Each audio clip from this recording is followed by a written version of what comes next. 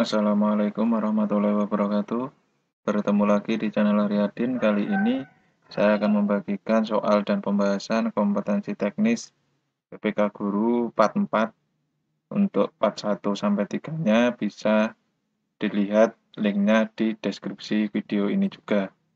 Bagi Anda yang baru mampir, jangan lupa untuk subscribe dan tekan loncengnya untuk mengetahui update-update informasi P3K maupun CPNS yang terbaru.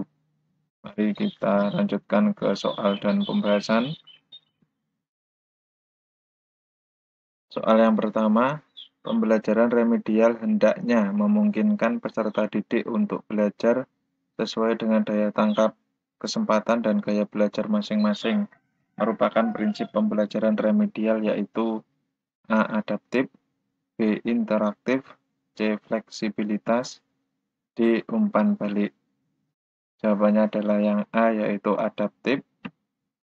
Kalau yang interaktif ini pengertiannya pembelajaran remedial hendaknya melibatkan keaktifan guru secara intensif berinteraksi dengan peserta didik dan selalu memberikan monitoring dan pengawasan agar mengetahui kemajuan belajar peserta didik. Jadi interaktif ini pembelajaran remedialnya guru harus aktif mendampingi peserta didik. Kalau yang fleksibilitas, ini pembelajaran remedial perlu menggunakan berbagai metode pembelajaran dan metode penilaian yang sesuai dengan karakteristik peserta didik. Jadi karena remedial ini kan pembelajaran yang mengulang. Mengapa mengulang? Karena pada pembelajaran sebelumnya ini tidak memenuhi KKM. Kemungkinan masalahnya ada pada metode pembelajaran. Jadi pada waktu pembelajaran remedial ini guru harus benar-benar memilih metode pembelajaran dan metode penilaian yang sesuai dengan karakter peserta didik atau siswa dalam kelas. Selanjutnya umpan balik. Umpan balik merupakan informasi yang diberikan kepada peserta didik mengenai kemajuan belajarnya. Perlu diberikan sesegera mungkin agar dapat menghindari kekeliruan belajar yang berlarut-larut. Jadi ini informasi yang diberikan kepada peserta didik mengenai kemajuan belajarnya. Ini masih belum KKM, ini sudah KKM. Jadi wajib hukumnya guru untuk menilai dan menganalisis hasil penilaian harian siswa. Soal nomor 2, di bawah ini merupakan identifikasi awal secara umum pembelajaran remedial kecuali A. Observasi selama proses pembelajaran, B. Penilaian otentik, C. Wawancara, D. Observasi setelah proses pembelajaran. Jawabannya adalah yang D karena kecuali ya. Observasi setelah proses pembelajaran. Secara umum, identifikasi awal pembelajaran remedial bisa dilakukan melalui A. Observasi selama proses pembelajaran, B. Penilaian otentik, yang C. Wawancara. Jadi ada 3 ini identifikasi awal pembelajaran remedial. Soal nomor 3, di bawah ini merupakan permasalahan pembelajaran kecuali A. Permasalahan pada keunikan peserta didik, B. Permasalahan lingkungan kelas atau sekolah, yang C. Permasalahan materi ajar, yang D. Permasalahan pada strategi pembelajaran. Jawabannya adalah yang B karena kecuali, yaitu permasalahan lingkungan kelas atau sekolah. Permasalahan pembelajaran bisa dikategorikan ke dalam 3 fokus perhatian. Yang pertama, permasalahan pada keunikan peserta didik. Jadi guru harus tahu minat dan belajarnya. Tentu setiap peserta didik ini mempunyai ciri khas masing-masing setiap individu. Guru ini harus sudah mengetahui permasalahan-permasalahan atau keunikan-keunikan peserta didik. Gaya belajar yang bagaimana, strategi pembelajaran yang bagaimana yang tepat. Yang kedua, permasalahan pada materi ajar. Ini biasanya pada kurikulum 2013 itu kan di buku siswa itu tidak secara detail menjelaskan materi ajar. Nah, ini yang juga bisa mempersulit siswa untuk memahami materi ajar. Jadi guru hendaknya membuat rangkuman atau menambah materi-materi yang sesuai dengan buku siswa tersebut. Yang ketiga, permasalahan pada strategi pembelajaran. Ini sudah hal yang biasa atau hal yang pasti. Strategi pembelajaran itu sangat mempengaruhi dalam pembelajaran. Jadi setiap materinya harus sesuai dengan strategi pembelajaran materi siswanya. Fasilitas yang ada di sekolah juga harus dipertimbangkan. Jadi permasalahan pembelajaran itu ada 3 ini, yaitu permasalahan pada keunikan peserta didik, permasalahan pada materi ajar, dan permasalahan pada strategi pembelajaran. Soal nomor 4, Pak Dino mengajar pelajaran matematika. Dalam kelasnya terdiri dari 30 siswa. Setelah dilakukan penilaian harian, ternyata ada siswa yang tidak memenuhi KKM. Pembelajaran remedial yang cocok dilakukan Pak Dino adalah secara A. Kelompok, B. Klasikal, C. Individual, D. Tutor sebaya. Jawabannya adalah yang C, yaitu individual. Ini, remedial secara individual dilakukan jika hasil penilaian dalam satu rombongan belajar menunjukkan satu atau beberapa siswa, yang pasti tidak lebih dari 15% dari jumlah siswa di kelasnya, mengalami kesulitan terhadap materi atau KD dalam subtema tertentu, atau menunjukkan perilaku khas yang perlu penanganan secara individual. Ini berarti kalau 3 anak ini 15% dari 30 siswa ini 4,5. Jadi kalau yang remedi ada 3 siswa ini berarti ini tidak lebih dari 15%. Jadi kegiatan pembelajaran remedial yang cocok adalah secara individual. Soal nomor 5, ini masih ada lanjutannya seperti soal nomor 4 tadi. Pak Tony hari ini melakukan penilaian harian. Setelah dilakukan analisis, ternyata kesulitan yang dialami siswa pada materi dan KD yang sama.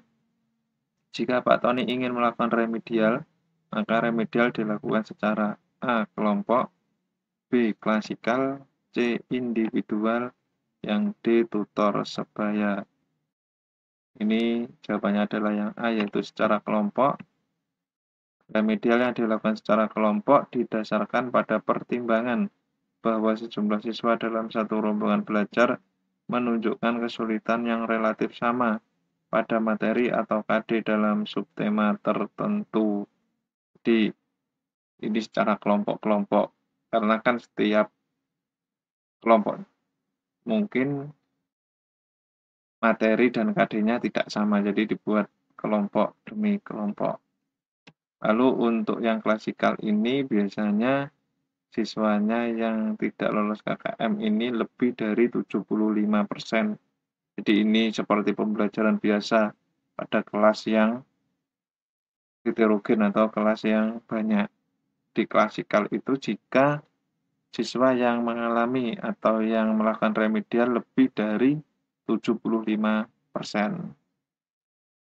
Jadi kalau tadi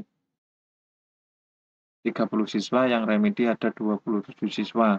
Itu berarti otomatis pembelajaran remedialnya dilakukan secara klasikal. Kalau kelompok ini tidak sebanyak itu. Berikutnya soal nomor 6. Di bawah ini merupakan kegiatan yang dapat dilakukan guru saat melakukan pembelajaran pengayaan, kecuali A. Membaca materi dan membuat rangkuman, B. Menjadi tutor sebaya bagi teman yang remedial, yang C. Melakukan percobaan dan membuat laporan, yang D. Mendengarkan penjelasan guru pada materi tertentu. Jawabannya adalah yang D, ini jelas ya. Kalau yang mendengarkan penjelasan guru ini kan sama artinya dengan pembelajaran remedial atau pembelajaran biasa, bukan pengayaan. Ini contoh kegiatan pengayaan diantaranya membaca materi dan membuat rangkuman atau peta konsep. Yang kedua, melakukan pengamatan dan membuat laporan. Yang ketiga, melakukan percobaan dan membuat laporan. Yang keempat, menjadi tutor sebaya bagi teman yang memerlukan pembelajaran remedial. Ini bisa membuat hasil karya, melakukan suatu proyek.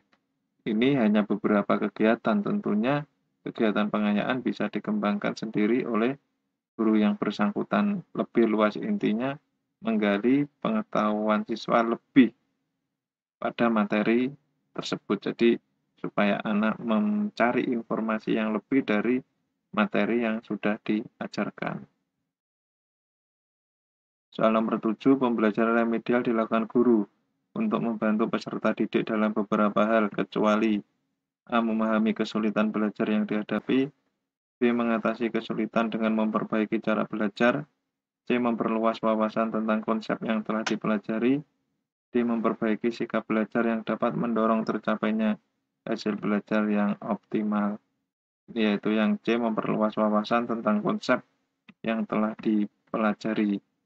Nah, ini seperti tadi, memperluas wawasan tentang konsep yang telah dipelajari ini merupakan pembelajaran pengayaan, bukan remedial. Soal nomor 8, pembelajaran remedial adalah kegiatan pembelajaran yang diberikan kepada peserta didik yang belum mencapai A. Kompetensi minimal dalam satu KD tertentu, yang B. Ketuntasan satu pembelajaran atau PB, yang C. Ketuntasan satu subtema, dan yang D. Ketuntasan satu tema.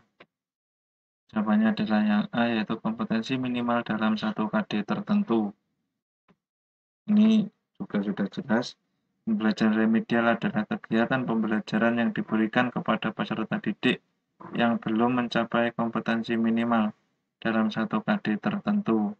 Metode yang digunakan dalam pembelajaran remedial bervariasi sesuai dengan sifat, jenis, dan latar belakang kesulitan belajar yang dialami peserta didik.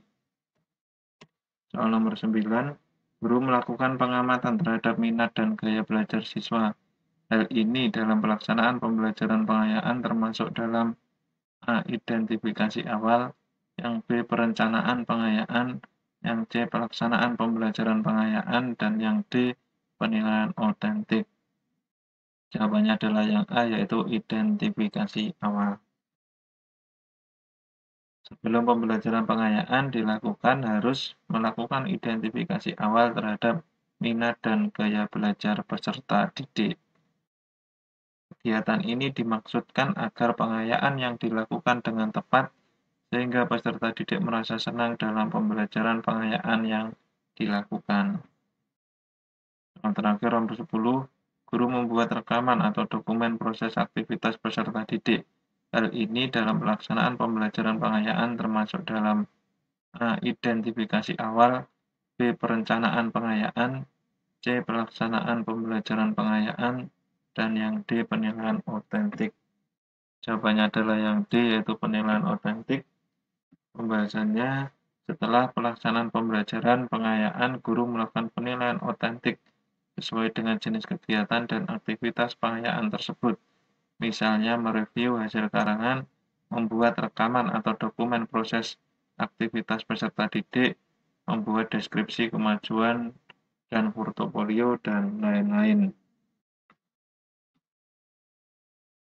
Sekian penjelasan pembahasan soal P3K part 4. Ada kurang lebihnya soal maaf, jangan lupa ditonton part-part sebelumnya yang ada di video ini. Saya akhiri cukup sekian. Wassalamualaikum warahmatullahi wabarakatuh.